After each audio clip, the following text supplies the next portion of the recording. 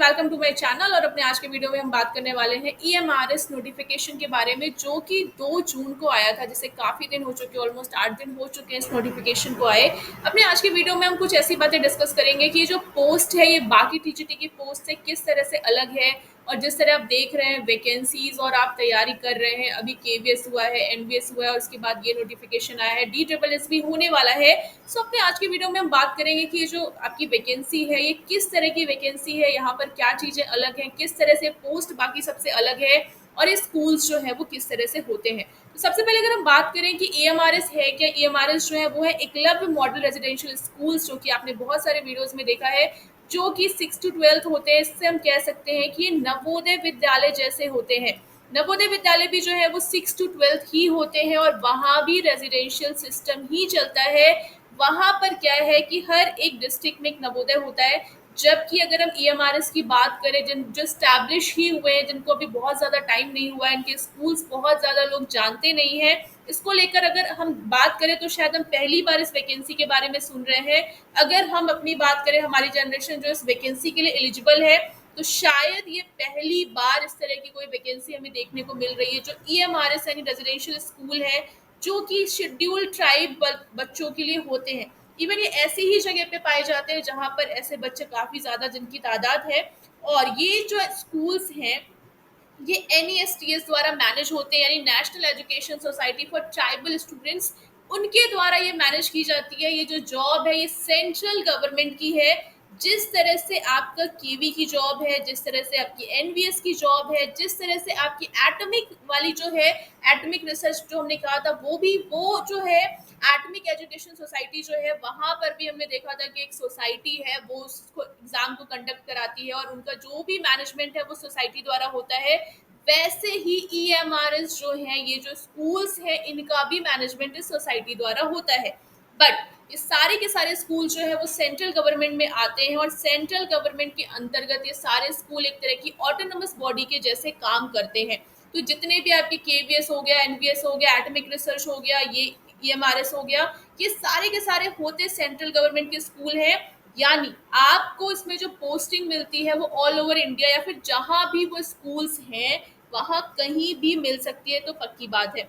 इसके बाद अगर हम बात करें इसकी पोस्ट और वैकेंसी की, तो यहाँ पर फिजिकल एजुकेशन टीचर की जो पोस्ट आई है, जिसके बारे में हम बात करेंगे, वो है यहाँ पर लिखा है कि हर ईएमआरएस में 2 पोस्ट है। 1480 पोस्ट वहाँ पे मेंशन की गई है। अभी तक नहीं पता है कि इसका कब आएगा, कब से फॉर्म फिल शुरू होंगे, इस बारे में अभी तक कुछ नहीं पता है। बट इस वैकेंसी में और बाकी सारी केवीएस में, एनवीएस में, एटॉमिक रिसर्च में, इसमें फ़र्क क्या है?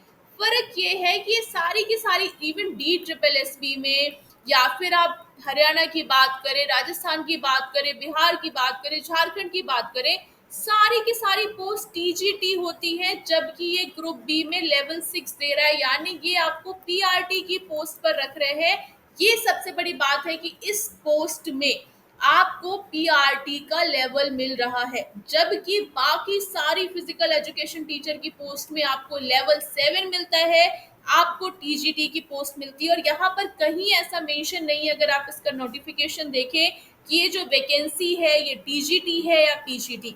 वहाँ पर जो म्यूजिक टीचर है उनको भी पीआरटी में रखा है, फिजिकल एजुकेशन टीचर भी पीआरटी में रखे गए हैं। तो इस हिसाब से हम कह सकते हैं कि एक बहुत बड़ी चीज़ है जो डिफरेंस है बाकी सब में और इस ईएमआरएस के फिजिकल एजुकेशन टीचर में।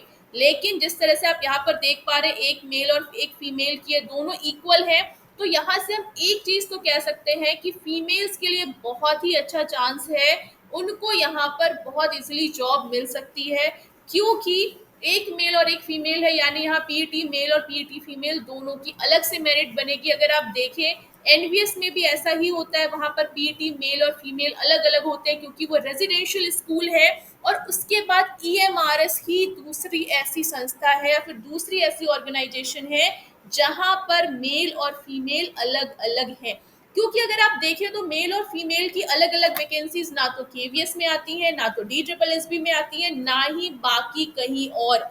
लेकिन नवोदय भी आपको पीईटी मेल और पीईटी फीमेल की वैकेंसीज अलग अलग देता है। और ईएमआरएस जो कि रेजिडेंशियल स्कूल है, सेम सेटअप फॉलो करते हैं, रेजिडेंशियल सेटअप फॉलो करता है एनवीएस। और यहाँ भी आपको जो वैकेंसीज मिल रही हैं वो मेल और फीमेल के लिए अलग अलग है। तो हम ये कह सकते हैं कि यहाँ पर फीमेल के लिए बहुत गोल्डन चांस है, क्योंकि ये बात एकदम सच है। हमारी फील्ड में, फिजिकल एजुकेशन की फील्ड में, फीमेल्स जो है वो मेल के कंपेरेटिव काफ़ी कम है, अगर हम टीचिंग में देखें।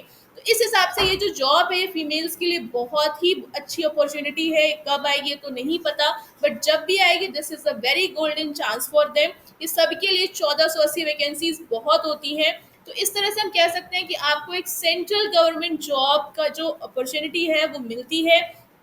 सिर्फ चीज़ ये है कि यहाँ आपको लेवल 6 मिल रहा है, बट आप जॉब के लिए जा रहे हैं तो आपको जो भी जॉब मिल रही है, इम्पॉर्टेंट कई बार जॉब मिलना होता है। सो यहाँ ये सारी चीज़ों को अगर हम देखें तो ये डिफरेंस है यहाँ पर। ये जो स्कूल्स हैं वो आप इसकी लिस्ट देख सकते हैं, आपको टेलीग्राम पे मिल जाएगा कि जो स्कूल है काफ़ी रिमोट एरियाज में पाए जाते हैं। बाकी जो बच्चे डी ट्रिपल एस बी की तैयारी कर रहे हैं, उनको जिनके लिए preference D triple S B है वो एक अलग बात है। बट अगर आपको जॉब चाहिए और अगर आप विलिंग हैं कहीं भी जॉब करने के लिए, so it's a good opportunity. आपको सेंट्रल गवर्नमेंट की जॉब मिलती है, आपको बहुत सारी फैसिलिटीज़ मिलती हैं, आपको जॉब अश्योरेंस मिल रहा है, आपको जो भी है जॉब सिक्योरिटी मिल रही है। तो उस हिसाब से जो जॉब है या फिर जो वैकेंसी है वो काफ़ी अच्छी है। यहाँ पर एज लिमिट भी ठीक ठाक है, 35 ईयर्स दे रखी है, जो कि इनफ होती है। तो इस हिसाब से कह सकते हैं कि जो वैकेंसी है इसको हम मिला जुला रिव्यू देंगे। बहुत सारे लोगों को ये नहीं ठीक लगेगी, क्योंकि ये जो जॉब या फिर जो ये जहाँ पर जिस तरह से है बहुत रिमोट एरियाज में है या फिर रेजिडेंशियल सेटअप है, तो बहुत सारे लोग नहीं जाना चाहते। अभी डी ट्रिपल एस बी को टारगेट करते हैं यूजुअली, क्योंकि ये सबकी पहली प्रेफरेंस होती है। काफ़ी हर कोई चाहता है कि वो दिल्ली में जॉब करे या फिर वहाँ पे जो वर्किंग आवर्स है वो कम है, स्कूल जो है वो सिर्फ डे स्कूल्स होते हैं। केवीएस प्रेफरेंस होती है, क्योंकि बहुत सारे लोग अभी इंटरव्यू देकर आए हैं। एनवीएस का भी इंटरव्यू दे रखा है, लेकिन अभी तक रिजल्ट्स नहीं आए हैं।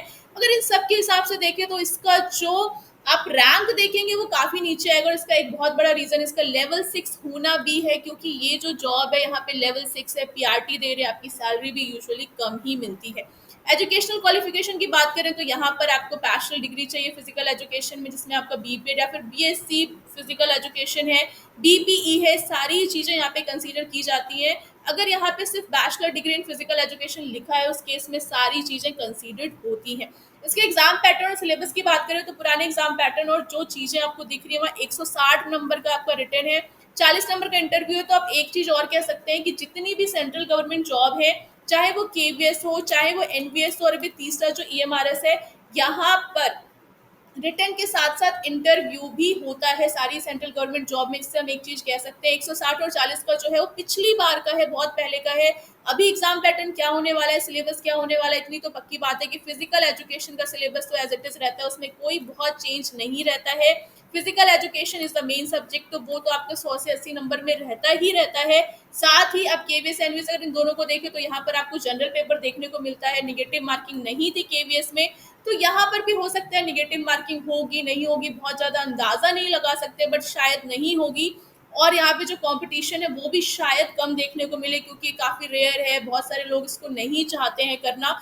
इसके अलावा भी अगर कहें तो आपके लिए ये भी एक जॉब अपॉर्चुनिटी है। जिनको जॉब चाहिए उनके लिए एक चीज़ जो है उसको फॉर्म फिल करना चाहिए, काफ़ी सारी वैकेंसीज हैं।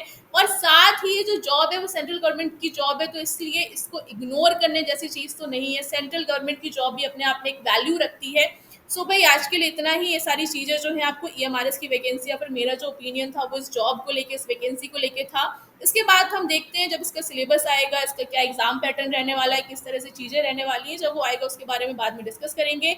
सो आज के लिए इतना ही। ऐसी और चीज़ों के लिए हमारे साथ बने रहिए। Till that keep watching and stay tuned.